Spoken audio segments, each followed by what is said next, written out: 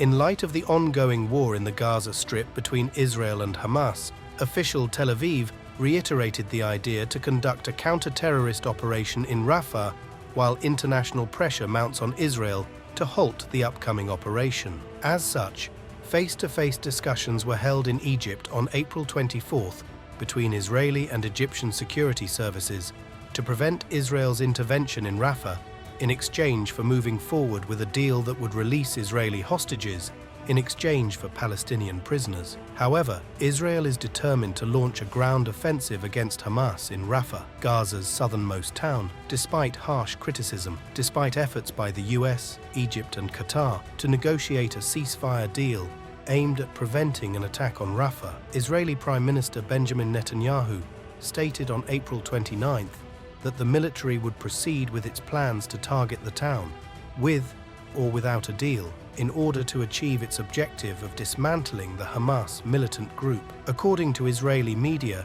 the military has greenlit its offensive plans and deployed troops and tanks to southern Israel, indicating preparation in line with Netanyahu's statement. However, pressure from the Biden administration has caused hesitation within official Tel Aviv regarding the announcement of operation dates. Previously, the Biden administration urged Israel to refrain from executing the operation without a credible plan for civilian evacuation. Egypt, like other neighboring countries, worries that an Israeli incursion into the southern Gaza city could result in a large influx of displaced Palestinians crossing into its territory, posing a security risk. Additionally, Qatar, a key mediator in negotiations between Israel and Hamas regarding a hostage deal, has criticized Israel's proposed intervention in Rafah, fearing it could derail ongoing talks with the militants. In addition, the Qatari government stated that Netanyahu is not interested in a hostage deal right now. Therefore, pro-Israeli US congressmen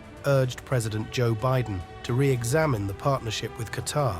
Israel maintains a firm stance toward the Hamas problem, referring to the urgency of the release of civilian hostages abducted during the October 7th attack. Moreover, Israel suspects that Hamas's top Gaza-based leaders, including Yahya Sinwar, Israel's most wanted man, are hiding in tunnels under Gaza, shielded by the surviving Hamas-held Israeli and foreign national hostages. From the Israeli point of view, Rafah is the last destination of the Israeli army in the Gaza Strip, as it is the last stronghold of Hamas after operations elsewhere dismantled 18 out of the militant group's 24 battalions. According to the Israeli military, Hamas maintains 4 battalions in Rafah, and therefore the operation in this area is inevitable. Despite real threats of conflict spillover, Israel seems confident regarding the possible outcomes of the Rafah operation. After the October 7th attack, Israel named Hamas as threat number 1 to be eliminated from the Gaza Strip in an effort to prevent future escalation.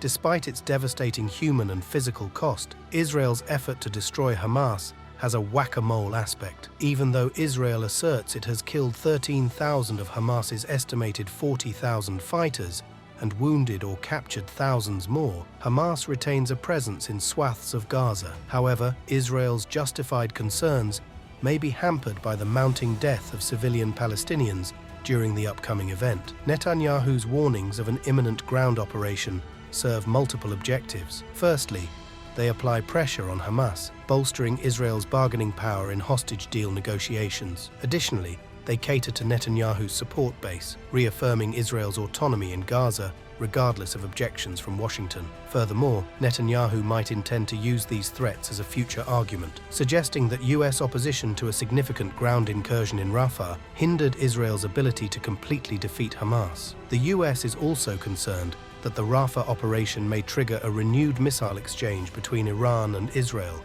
that would eventually destabilize the fragile region. However, despite the opposition from the Western partners, Israel will likely conduct a military operation in Rafah to beat Hamas and ensure control over the Gaza Strip.